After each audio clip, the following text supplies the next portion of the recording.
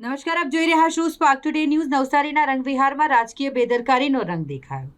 2.68 કરોડનું ભવન તોડી 3.52 કરોડનું માર્કેટ.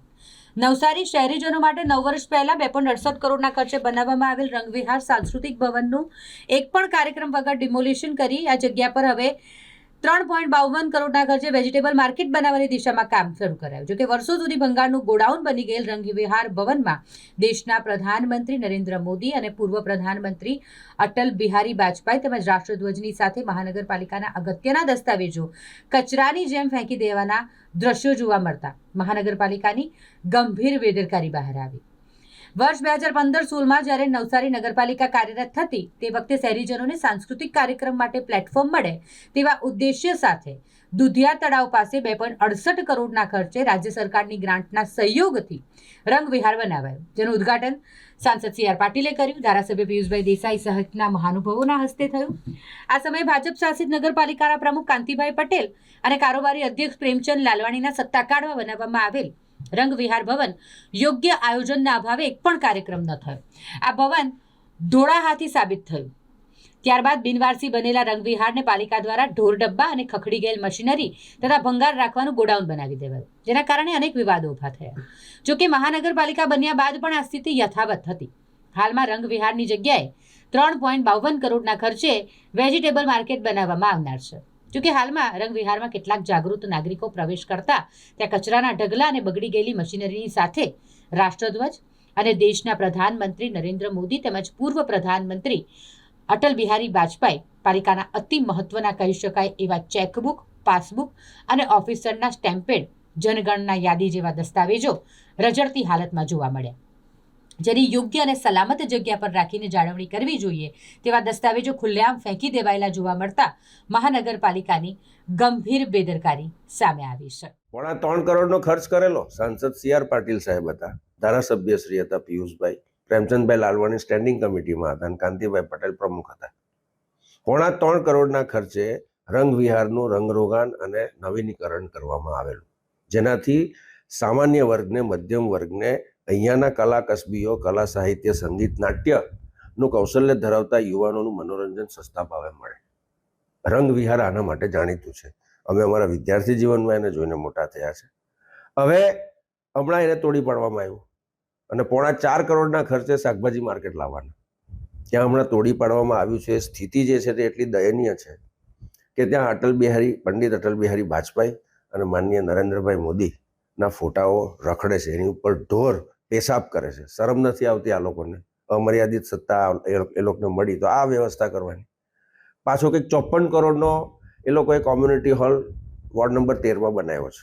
46 કરોડનો અંદાજ હતો, 54 કરોડનું છેલ્લે લોકાર્પણ વડાપ્રધાને કર્યું. એમાં હવે એવું જાણવા મળ્યું છે કે કોમ્યુનિટી હોલ એટલે લોકો માટે સસ્તા ભાવના હોલ મળે, એ લોકો એમના પ્રસંગને બધું કરી શકે. તો એનું ભાડું ટાટા હોલમાં 15,000, ટાટા હોલ કરતાં 15,000 વધારે છે. તો શું આ વેપાર કરવા બેઠી છે ભારતીય જનતા પાર્ટી? 54 કરોડનો કોમ્યુનિટી હોલ, એનું ભાડું ટાટા હોલ કરતાં 15,000 વધારે. એટલે સામાન્ય માણસે તો પોતાની દીકરી પરણાવવાની કે પ્રસંગ કાઢવાનું એ હોલમાં ભૂલી જવાનું. એટલે આ તો છે ને VIPઓને માટે જ ઊભી કરેલી કોમ્યુનિટીની એમેનિટીઝ છે. આ 54 કરોડ, 3.25 કરોડ રંગવિહારના તોડી પાડીને પાછું શાકભાજી માર્કેટ 3.25 કરોડ, આટલા રૂપિયા, 60 કરોડ રૂપિયાનું પાણી કે ડેવલપમેન્ટ તમે બતાવો છો, તો શું એ લોકોમાં એટલી ખમેરી છે કે આવનારા દિવસમાં મહાનગરપાલિકાની ચૂંટણીમાં ભાજપ એવો ઢંઢેરો આપે કે અમે ભલે મહાનગરપાલિકા બનાવી છે, આવનારા 5 વર્ષ સુધીમાં વેરો નહીં વધારે? છે એટલી ખુમારી એ લોકોમાં? નથી. 10 ગણું વધારે બજેટ મળશે અને ભ્રષ્ટાચાર કરવા માટેનો તક તો એ લોકોનો તૈયાર છે. આ અવ્યવસ્થા અને આ ભ્રષ્ટાચારની સામે કોંગ્રેસ પક્ષના પ્રવક્તા તરીકે હું લોક મુદ્દા ઉઠાવતો રહીશ.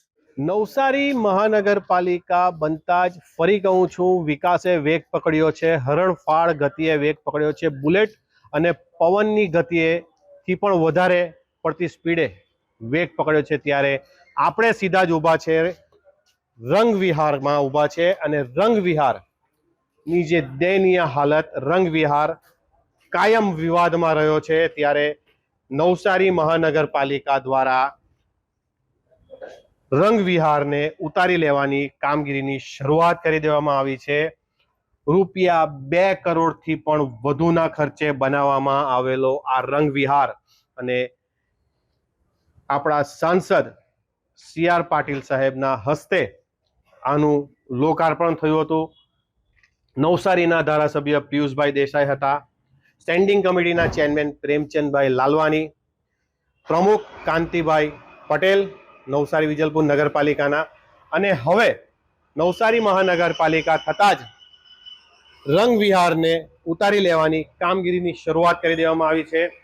અને આ રંગ વિહારની અંદર જે કબાડનું ગોડાઉન બનાવી દેવામાં આવ્યું હોય તેવા દ્રશ્યો સામે આવી રહ્યા છે. સાથે જ વાત કરીએ તો આ જગ્યા પર ઢોર ડબ્બા પણ રાખવામાં આવ્યો હતો, ઢોરને પણ રાખવામાં આવ્યો હતો.